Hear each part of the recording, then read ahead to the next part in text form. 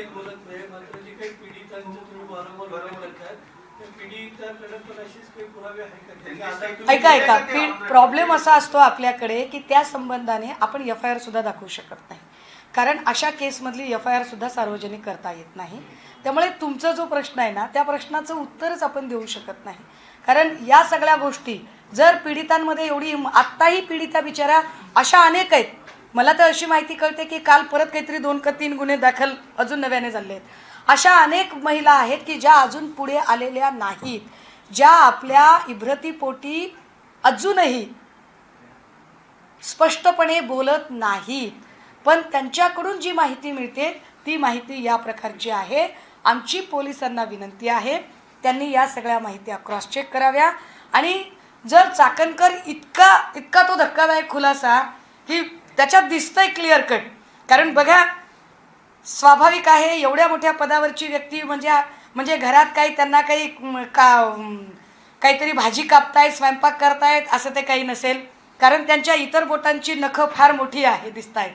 ज्या अर्थी इतकी मोठी नखं एखादा कोणी व्यक्ती मेंटेन करते त्या अर्थी त्या घरकाम करणार नक्कीच नाहीत. मग जर काहीच घरकाम नसेल तर एवढी मोठी, माझ्यासारखा माणूस आहे आम्हाला नखच नाही आहेत, आम्ही म्हणजे काय आपण साधी माणसं, आपण गरीब माणसं आपण, पण हे सगळं जर बघितलं तर एकाच बोटाला जखम का होते हे विचार करण्यासारखं आहे ना. निश्चितपणे ही जखम किचनमधली नाही, कारण किचनमधली जखम ही 3 महिने राहू शकत नाही.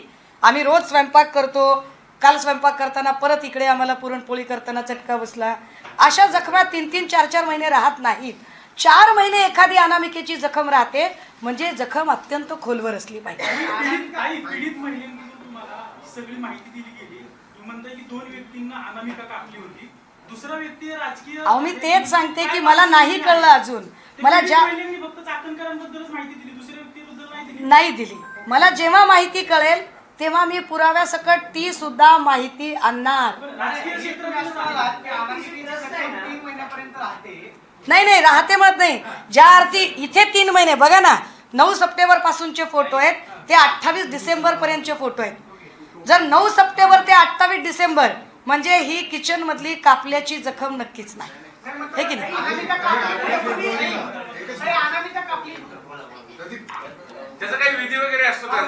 त्याचा विधी असेल नसेल मला काही माहित नाही, किंवा त्याचं काय असतं मला माहित नाही, परंतु या सगळ्या तंत्रमंत्रामध्ये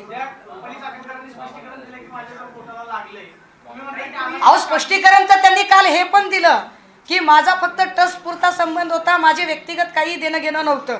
पण व्यक्तिगत देणं घेणं नव्हतं असं जरी त्या म्हणाल्या तरी सुद्धा त्यांनी कशा पद्धतीने मागच्या वर्षभरापासून हे प्रकरण दाबायचा प्रयत्न केला त्याची कागदपत्र आली ना पुढे. एक minute let me clear you. मी ही टीका करत नाहीये. हा जो आज जो मुद्दा मांडते हा मुद्दा पक्षीय राजकारणाच्या पलीकडचा आहे, कृपया समजून घ्या. कारण याच्यामध्ये जर एवढ्या सगळ्या महिलांचं लैंगिक शोषण झालं असेल तर याला पक्षीय राजकारणाच्या पलीकडे जाऊन बघावं. आणि अनेक महिलांच्या जीवाचा प्रश्न आहे. कदाचित काही बायकांनी आत्महत्या सुद्धा केली असण्याची शक्यता नाकारता येत नाही. बाकीचे पण आहेत ना त्या ट्रस्टवरती, त्यांची देखील माहिती घेणं गरजेचं आहे असं तुम्हाला वाटते का? कारण ती 9 जणांची ट्रस्ट आहे टोटल, त्या 9 जणांपैकी अजून कोणी राजकीय बॅकग्राऊंड असलेला त्या ट्रस्ट मध्ये एवढी फक्त माहिती मिळते की त्या ट्रस्ट मधली एवढी एक माहिती मिळते की अजून 2 अशी नावं होती की जी आधी ट्रस्टवर होती, मी त्यांची माहिती घेते, आणि ती नंतर जेव्हा विरोधात जात आहेत असं कळलं तेव्हा ती नावं बदलली गेली आणि नवीन नावं आणली गेली. त्याच्यामध्ये अनेक नावं, मी म्हटलं ना की माझ्याकडे त्या नावांची यादी सुद्धा आहे, मात्र त्याला आधार देणारे डॉक्युमेंट जोपर्यंत माझ्याकडे येत नाहीत तोपर्यंत मी ती नावं डिस्क्लोज करू शकणार नाही. माझ्याकडे असलेल्या पुराव्यांच्या शिवाय मी एकही शब्दाची अधिकची माहिती शेअर करणार नाही.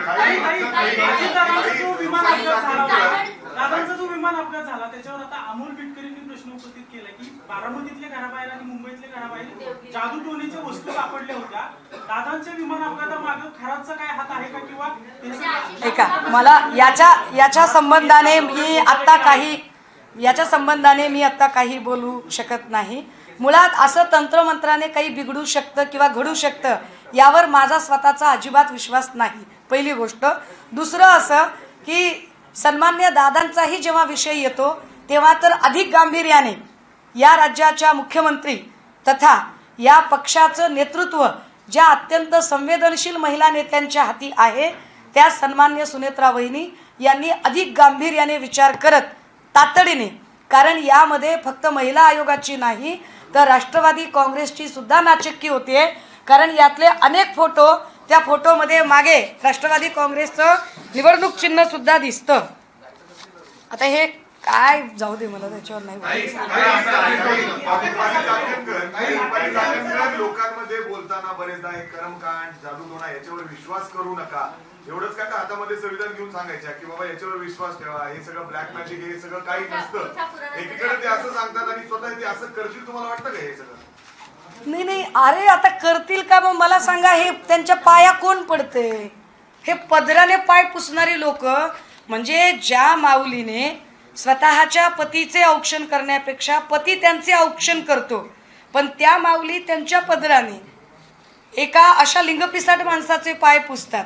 त्यांच्याकडून आपण काय अपेक्षा करायची? बरं काय बोलायचं?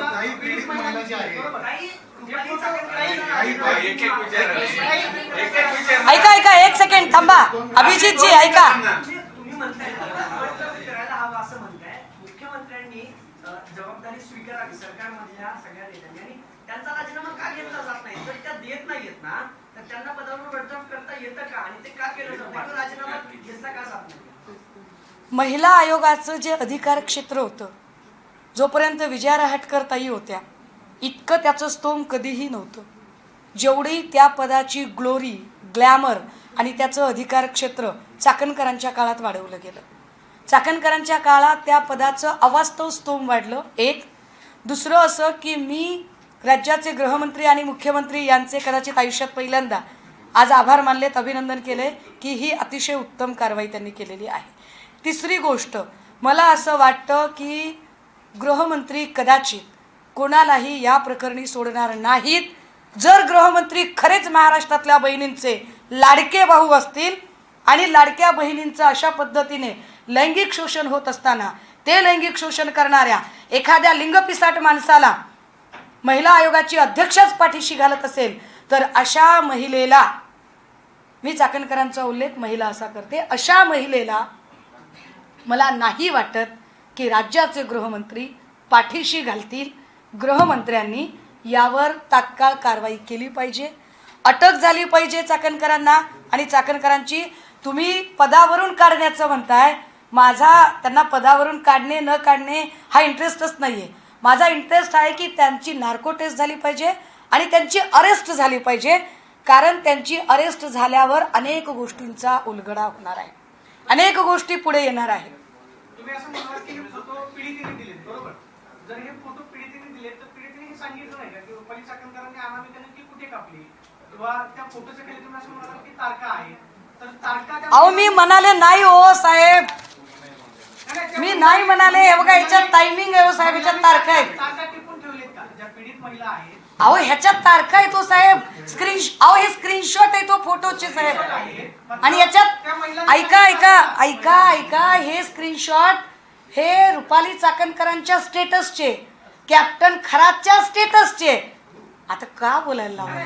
मग पीडित महिलांनी सांगितलं असेल ना की ह्या तारखेला की अनामिका इथं कापली. अहो इथं तारीख आहे हो साहेब, इथं तारीख आहे. अशोक खरातच्या ठिकाणी रुपाली चाकणकरांनी अनामिका कापली. आता ते त्याच ठिकाणी केलं की तंत्रमंत्र विद्या करायला कामाख्याला गेले, की अजून कुठे स्मशानभूमीत गेले, की अजून कुठे वेगळ्या ठिकाणी गेले, की नलखेड्याला जिकडे काय बगलामुखी मातेचं मंदिर आहे तिकडे गेले, की अजून काही, याच्यावरची मला माहिती नाही.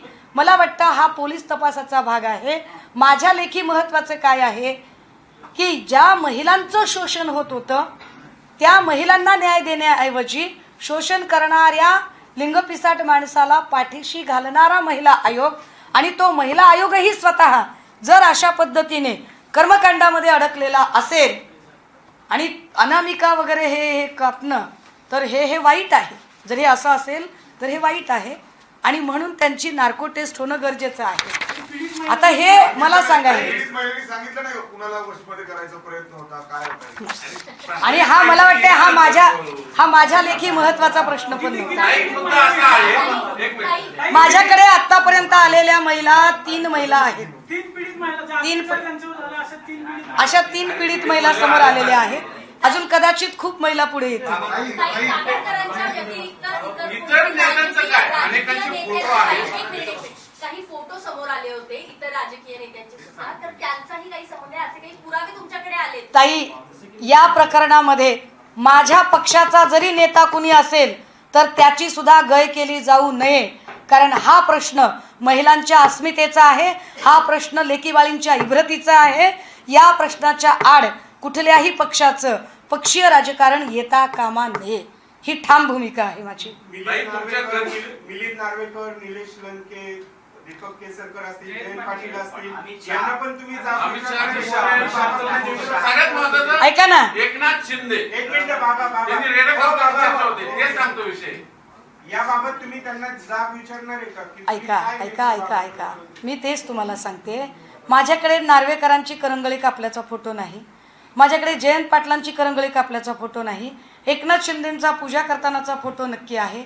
एकनाथ शिंदेंचा तिथे इंटरफिअर होता अशीही गोष्टी पुढे येत आहेत. दीपक केसरकर दर महिना 1.5 महिन्याला तिकडे जात होते असं ते पत्रकार दत्तात्रय खेमनार यांचं म्हणणं आहे.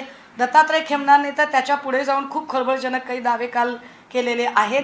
हे सगळं जर बघितलं तर मला असं वाटतं की या सगळ्यांना जे पॉलिटिकल सो कॉल्ड लोक आहेत, या सगळ्या लोकांना तपासण्याची जबाबदारी ही गृह खात्याची आहे. त्यामुळे हा प्रश्न मला विचारण्यापेक्षा गृह खाते किती हिंमत दाखवेल एकनाथ शिंदेचे CDR तपासण्याची. कारण एकनाथ शिंदे ज्यांच्याकडे नेहमी जातात त्या अमित शहाच्या सोबत सुद्धा कॅप्टन खरातचा फोटो आहे, हे फार महत्वाचं आहे. सगळ्यांची चौकशी व्हावी का मग? ज्या ज्या फोटोमध्ये त्यांचे फोटो दिसतात, गृह खात्याने जर मनावर घेतला आहे, पाटील असतील, अमित शहा असतील, अहो जयंत पाटलांची पण करा, नार्वेकरांची पण करा. मी काय म्हटलं, माझ्या पक्षाचा जरी कुणी याच्यात अडकला तर त्याची सुद्धा गय केली जाऊ नये. प्रश्न लेकीबाळींच्या इब्रतीचा आहे. मुद्दा हा आहे की या सगळ्यांमध्ये आत्ता आम्हाला चाकणकरांची अरेस्ट जास्त महत्त्वाची वाटते. कारण चाकणकरांच्या जयंत पाटील असतील, नार्वेकर असतील, एकनाथ शिंदे असतील, केसरकर असतील किंवा निलेश लंके असतील किंवा अमित शहा असतील, यांच्या संबंधाने पुरावे समोर नाही आहेत. चाकणकरांच्या संबंधाने ढिगभर पुरावे पुढे आलेत आणि चाकणकरांचे अनेक गोष्टी त्यांनी गेल्या 1 वर्षापासून कशा पद्धतीने हे प्रकरण दाबण्याचा प्रयत्न केला, या गोष्टी आता पुढे आलेल्या आहेत. त्यामुळे ज्याला क्रिमिनल कॉन्स्पिरन्सी असं म्हटलं जातं की गुन्हा घडवण्याच्या दृष्टीने जे कटकारस्थान असतं त्यात त्यांचा सक्रिय सहभाग आहे असे कालपासून दत्तात्रय खेमनार आणि अनेक लोक जे मांडत आहेत त्या संबंधाने झालेला जो पत्रव्यवहार आहे त्यात ते स्पष्ट दिसतं.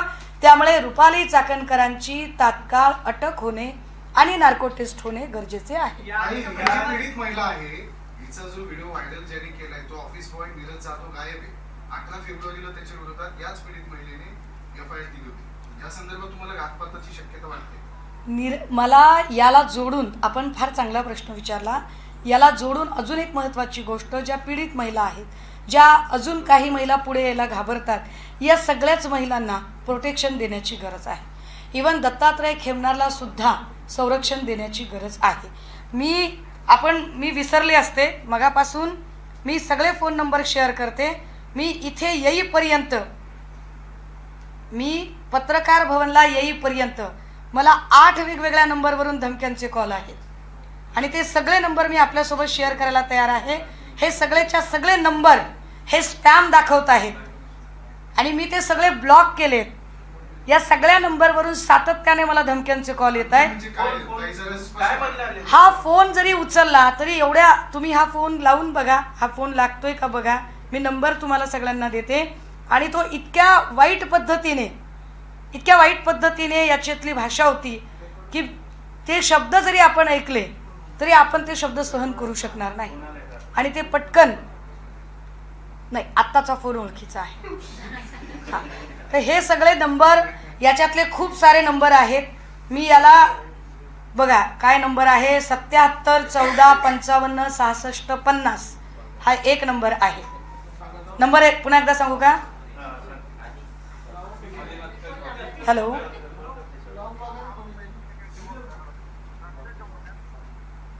आता एखादा अजून तसाच कॉल असेल तर आता फोनलाच लावला असता. दुसरा नंबर आहे 77 14 55 66 46. ताई, कधीपासून आहे धमकीचे प्रकार? हे आता इकडे येत असताना एका तासात एवढे आलेले फोन तुम्ही आहे. ज्या व्यक्तीला कॉल करत आहात ती ह्या वेळेस उत्तर देत नाही. कृपया थोड्या वेळात. हे सगळे नंबर मी आपल्याला शेअर करते की ज्या नंबरवरून एखादा 77 नंबर पोलिसांना देणं लागतं. हो, हे सगळे नंबर मला इकडे यायचं होतं वेळेत म्हणून मी इकडे आले. मी हे सगळे नंबर पोलिसांना देणार आहे. या सगळ्या प्रकरणामध्ये स्थानिक पोलिसांनी जी भूमिका घेतली किंवा 1 वर्षापूर्वी जर दत्तक विभागानं बातमी केली, बातमी वर्तमानपत्रामध्ये प्रसिद्ध होती, त्याला राज्य महिला आयोगाकडून स्पष्टीकरण मागितलं जातं किंवा राज्यामध्ये इतर काही घटना घडल्या की राज्य महिला आयोगाचं तासाभरामध्ये आवाजा मिनिटामध्ये ट्विट असते की या घटनेचा अहवाल मागवलेला आहे. 2 दिवसांपासून मात्र राज्य महिला आयोगाचं ट्विट पाहायला मिळतंय. या सगळ्या प्रकरणावर त्याही पेक्षा महत्त्वाची गोष्ट, हे का गरजेचं आहे, महिला आयोगाचं काम हे समावेशन समुपदेशन सबलीकरणाचं काम असतं. की एखादी पीडित महिला जेव्हा प्रवाहाच्या बाहेर जाईल अशी भीती वाटते तेव्हा तिला इन्क्लुजनच्या प्रक्रियेमध्ये आणणं, समावेशन करणं. एखादी महिला जर तिला बोलायचं धाडस नसेल तर अन्यायाविरुद्ध लढण्याची तिच्यात ताकद देणं, तिचं सबलीकरण करणं आणि तिचं समुपदेशन, तिचं काउन्सिलिंग करणं महत्त्वाचं असतं. चाकणकरने कायम याच्या विरोधात भूमिका घेतलेल्या आहेत. वैष्णवी आगवणे प्रकरणात तिच्या कुटुंबियांना बोलण्यापेक्षा भेटण्यापेक्षा वैष्णवी आगवणेच्या चारित्र्यावर शिंतोडे उडवण्याचा प्रयत्न चाकणकरांनी केला. दुसरं, तनिषा भिसे प्रकरणात हॉस्पिटलला बोल लावण्यापेक्षा, त्याचा तर रिपोर्ट ते अजूनही देत आहेत, तनिषा भिसेचीच कशी चूक होती हे सांगायचा प्रयत्न त्यांनी केला. आपण जे विचारत आहात की 2 दिवसापासून त्या काहीच बोलत नाही आहेत, एरवी त्या खूप बोलतात, तर त्या किती बोलतात, तर गरज नसताना डॉक्टर संपदा मुंडे प्रकरणात लुडबुड करत त्यांनी स्वतः पत्रकार परिषद घेतली आणि संपदाच्या चारित्र्यावर शिंतोडे उडवायचा प्रयत्न केला. प्राजक्त खेवलकर जे प्रकरण होतं, या प्रकरणामध्ये नार्कोटिक्सशी संबंधित प्रकरण होतं. नार्कोटिक्सच्या प्रकरणामध्ये अजिबात चाकणकरांचा रोल नव्हता. चाकणकरांनी तेव्हाही सांगितलं की त्याच्या मोबाईलमध्ये खूप सारे व्हिडिओ आहेत. त्याच्या मोबाईलमध्ये व्हिडिओ आहे ते हिरिरीनं सांगणाऱ्या चाकणकरबाई आत्ता ज्यांचे पदराने पाय पुसत होत्या त्याच्या मोबाईलमध्ये 58 व्हिडिओ आहेत. हे कसं कळलं नाही? हे फार विशेष आहे.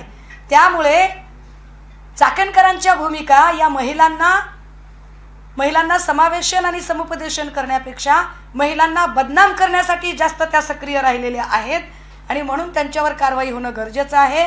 राज्याच्या उपमुख्यमंत्री तथा राष्ट्रवादी काँग्रेसच्या सन्माननीय नेत्या सन्मान्य सुनेत्रा वहिनी यांना आमची विनंती असेल की वहिनी, आपण उपमुख्यमंत्री पदाची शपथ घेताना आपल्याला सगळ्यात पहिलं आपलं अभिनंदन करणारं पत्र मी लिहिलं होतं आणि तेव्हा असं सांगितलं होतं की आपण महिला म्हणून काम करताना आम्ही आपल्या सोबत असू, पण विरोधक म्हणून तितक्याच खंबीरपणे प्रश्न विचारू.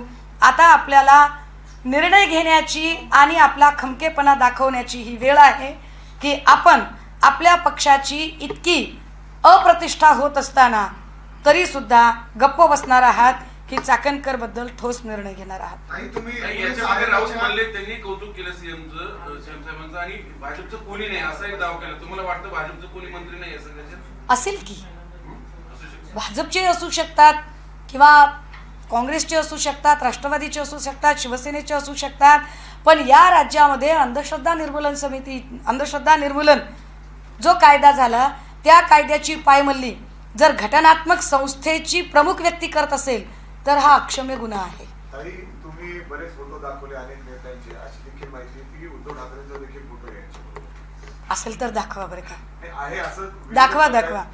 कारण माझ्या नेत्यांना मी फार चांगलं ओळखते. जाणार नाही माझ्या नेत्यांना मी फार चांगलं ओळखते.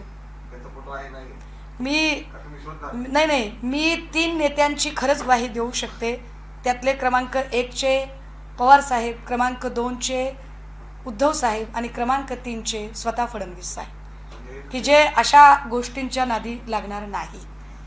ही चांगली गोष्ट आहे. आणि तुम्ही एकूणच महिला आयोगाच्या कामकाजावर तुम्ही संशय व्यक्त केलेला आता. आ? आता तुम्ही एकूणच महिला आयोगाच्या कामकाजावर तुम्ही संशय व्यक्त केला की त्यांनी पीडितांचे चारित्र्य केलं पदावर असताना. तर खरातांच्या संदर्भातले ज्या पीडित आहेत त्यांची पण प्रकरण दाबण्याचा प्रयत्न त्या पदावर केला. अहो तेच तर सांगते ना, एवढा वेळ झालं. चौकशीची मागणी तुम्ही करणार आहात का आयोगाच्या? अहो मग आता काय सांगते मी की त्यांची, अहो साहेब ही पत्रकार परिषदच त्याच्यासाठी घेतली मी. आयोगाच्या मुद्दे ज्या तक्रारी आयोगाकडे आल्या. अहो साहेब म्हणूनच त्यांची नार्को टेस्ट करा म्हणते मी त्यांच्या नार्को टेस्टची मागणीच तेवढ्यासाठी करते की अशी किती प्रकरणं त्यांनी सेटल केली आहेत, अशी किती प्रकरणं त्यांनी दाबली आहेत, याची नार्को टेस्ट झाली पाहिजे एकदा. एकनाथ शिंदेची चौकशी व्हावी का? तेजस्वी सातपुते यांच्या अधिकाऱ्यांनी तीच आता इथं चौकशी करणार आहे. तुम्हाला विश्वास आहे की ही समिती जी आहे ती चांगलं काम यासाठी? बघा 1 वर्षापासून या प्रकरणावर पोलीस खूप काम करत होते, जी माझी माहिती आहे त्यानुसार. याच्यामध्ये ग्रामीणचे CP, शहरचे CP, IG, झोनलचे ऑफिसर असे अनेक बडे ऑफिसर या प्रकरणावर काम करत होते. ज्या अर्थी हे सगळे काम करत होते त्या अर्थी निश्चितपणे त्यांना एक फ्री हँड दिला होता. मी म्हणूनच गृहमंत्र्यांचे याच्यामध्ये अभिनंदन केलं की ज्या अर्थी एवढं त्यांनी आहे, निश्चितपणे या प्रकरणाचा सोक्षमोक्ष लागेल असा आता विश्वास निर्माण झाला. कालपासून असं पण म्हणलं जातं की जे तक्रारदार आहेत, पीडित आहेत, त्यांना फोन येतात, राजकीय दबाव आहे. मी याच्यावरही माझं बोलून झालं दादा की त्यांना संरक्षणाची गरज आहे. काही अशा तुम्ही असं म्हटलं की 3 पीडित महिलांशी बोलणं झालेलं आहे. 58 क्लिप्स आहेत. म्हणजे 58 क्लिपमध्ये किती महिला असाव्यात किंवा नाही, मला असं वाटतं की याच्यातल्या काही क्लिप अनेक व्हिडिओ आहेत, अशी काही माहिती आहे? नाही, याच्यातल्या काही क्लिप अत्यंत जाणकार लोकांपर्यंत पोहोचले असतील, काही क्लिप पोलिसांकडे असतील, काय जे काही असेल ते. आणि हा विषय महिलांशी निगडीत असल्यामुळे यातलं एकही नाव मला डिस्क्लोज करता येणार नाही. आणखी एक व्हिडिओ स्वीकाराचा आता माध्यमांवर आलेला आहे. तसाच आक्षेपार्ह व्हिडिओ आहे आता काही वेळापूर्वी. सकाळपासून मला वाटतंय 3 का 4 व्हिडिओ या प्रकारचे आलेले आहेत. Okay, thank you. हिंदी करायचे?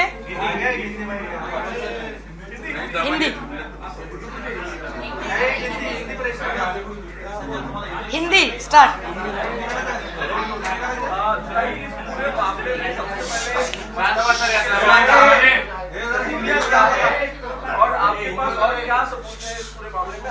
देखिए, महिला आयोग जो है वह एक तरह से महिलाओं को इंक्लूजन में लाने की प्रोसेस में रहता है. उनका एम्पावरमेंट और उनका काउंसलिंग करने का काम महिला आयोग का होता है. लेकिन यह शायद पहला महिला आयोग है जो इंक्लूजन, काउंसलिंग, एम्पावरमेंट ये 3 चीज़ें छोड़कर बाकी चीज़ों के लिए ही बहुत ज़्यादा चर्चा में आया है. यह बड़ी अहम बात है कि जिस व्यक्ति ने अनगिनत महिलाओं का यौन शोषण किया है उसी व्यक्ति के पैर धोते अगर महिला आयोग की प्रमुख नज़र आती है तो यह बड़ी आपत्तिजनक और चिंताजनक बात है. सिर्फ महिला पैर धोते या उसके सर पर एक छत्र छाया पकड़े नहीं है तो एक कुछ फोटो इस तरह के आए कि जिसमें उन्होंने अपनी अनामिका काट ली है. उसके अगर उन दिनों का जिसे हम भारतीय पंचांग वगैरह कहते हैं वह अगर संदर्भ लिया जाए तो 2 सितंबर 2024 को सोमवती अमावस का दिन था. पीड़ित महिलाओं का कहना है कि रूपाली चाकणकर यह तंत्र मंत्र अघोरी विद्या करने वाली है और उन्होंने खुद अपनी अनामिका काट ली है. उसकी जो तारीख समेत जो फोटोग्राफ्स हैं वो फोटोग्राफ हमने यहाँ दिखाए हैं. अब बात यह आती है कि कल जो चाकणकर बोल रही थी कि मेरा सिर्फ उनकी ट्रस्ट से जो कुछ है वो संबंध लेन देन है, मुझे उनके व्यक्तिगत जीवन से लेन देन नहीं, किंतु उनके व्यक्तिगत निजी जीवन में भी उनका जिस तरह का व्यवहार था वह कई चीज़ें सामने आई है. जैसे कि खरात की बेटी के जो उनकी सगाई की रस्म थी वहाँ पर चाकणकर थी, खरात की जो भांजी है वो चाकनकर के घर में रहती थी। खरात और चाकनकर इनके कुछ फाइनेंशियल भी रिलेशन थे, यह भी सुनने में आ रहा है। अहम बात कि 1 साल पहले जब एक पत्रकार ने इसके अगेंस्ट एक आवाज उठाने की कोशिश,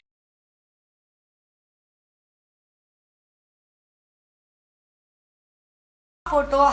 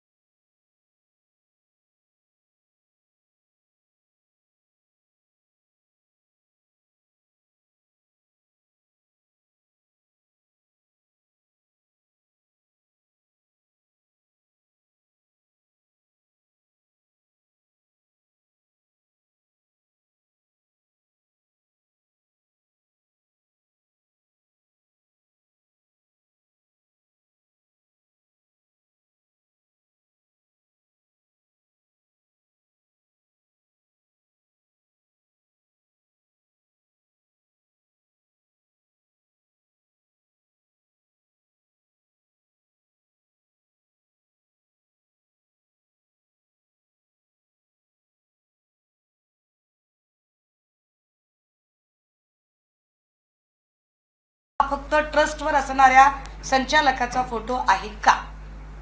या फोटोवरून आम्ही त्यांचे खरातांशी असणारे कौटुंबिक संबंध काय आहेत काय नाही हे त्या सांगतील. आम्हाला त्याच्यातही जायचं नाही, मला त्याच्यावरही जायचं नाही.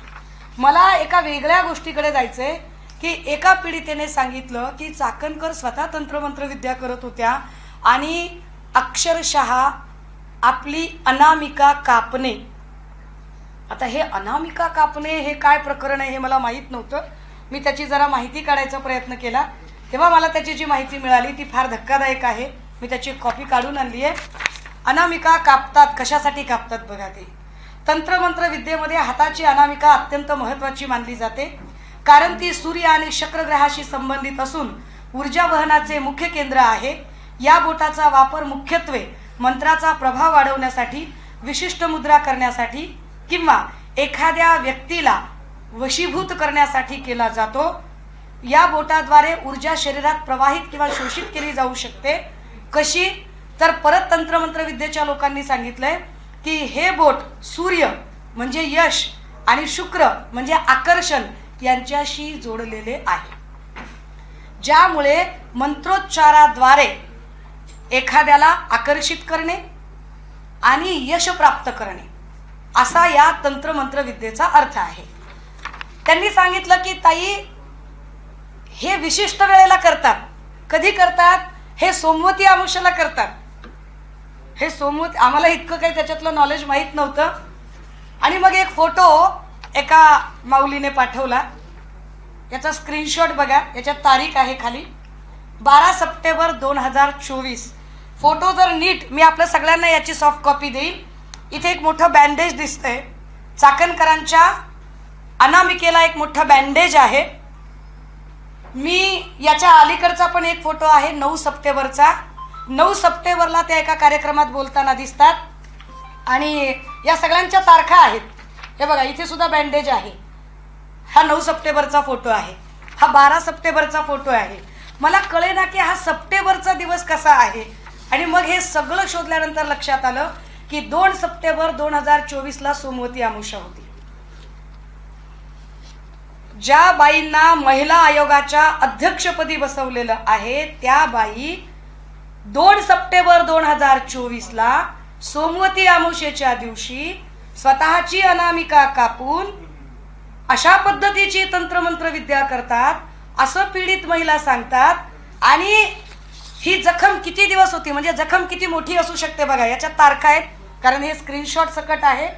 याच्यातल्या जर तारखा बघितल्या तर साधारणतः 20 डिसेंबरचा पुन्हा फोटो आहे. मग जखम छोटी छोटी झाली. हे बघा, इथे बँडेज आहे. याच्या मी सॉफ्ट कॉपी देईन आपल्याला. त्याच्यानंतर 28 डिसेंबरला जखम अजून छोटी झाली. सप्टेंबर ते जानेवारीपर्यंत ही चाकणकरांच्या हाताला जखम होती. अशाच पद्धतीची जखम अजून एका व्यक्तीला होती, पण त्याचे फोटो अजून आले नाहीत, तेही फोटो निघाले. हे गंभीर आहे. अशा पद्धतीने महिला आयोगाच्या अध्यक्षा जर तंत्रमंत्र विद्यांमध्ये असतील आणि पीडित सांगते की हे आमच्या समोर घडलेलं आहे, हे आमच्या समोर झालेलं आहे. आता जर असं सगळं असेल, हे चित्र, हे फोटो खूप आहेत. हे बँडेज क्लिअर कट दिसतात. असंख्य फोटो आहेत, त्याच काळातले आहेत सगळे. याच्या तारखा जाणीवपूर्वक स्क्रीनशॉट का दिलेले आहेत, कारण याच्या तारखा आहेत खाली. आता हे सगळं जर बघितलं, इथे पण एक फोटो आहे, इथे सुद्धा बँडेज आहे. आता आमचं असं म्हणणं आहे की ज्याला प्राईम फेजमध्ये क्रिमिनल कॉन्स्परन्सीचा भाग म्हटलं जातं, एखादा गुन्हा करताना त्याच्यातला सक्रिय सहभाग. चाकणकर बाई यांना सगळ्या गुन्ह्यांची माहिती होती. हे खबरदार पुढारीच्या वृत्तसंपादकाने स्पष्ट केलं. चाकणकर बाईंनी सुमोटो दाखल करण्याचे आदेश दिले होते. चाकणकर बाईंनी अगदी खरातांचा जो PA ज्याने त्या बाईंना ब्लॅकमेल करायचा प्रयत्न केला होता, त्याच्याही संबंधाने स्वतःचा सक्रिय सहभाग नोंदवला होता. 1 वर्षापासून हे सगळं चाललं होतं. पोलिसांनी 10 दिवसाचा सर्व्हिलियन्स लावला होता. आता जर एवढा सगळा सक्रिय सहभाग जर चाकणकरांचा तिथे दिसत असेल, तर या पत्रकार परिषदेच्या माध्यमातून माझी पहिली मागणी असेल की चाकणकर यांना तातडीने अटक केली पाहिजे. पहिली. दुसरी मागणी काय आहे आमची, चाकणकरांची ज्याला आपण कन्फ्रंटल एन्क्वायरी म्हणतो, समोरासमोर बसून, ती कन्फ्रंटल एन्क्वायरी ती झाली पाहिजे. तिसरं, चाकणकरांची नार्को टेस्ट झाली पाहिजे. कारण प्रश्न अनेक महिलांच्या इब्रतीचा प्रश्न आहे. अनेक महिलांचं लैंगिक शोषण झालेलं आहे.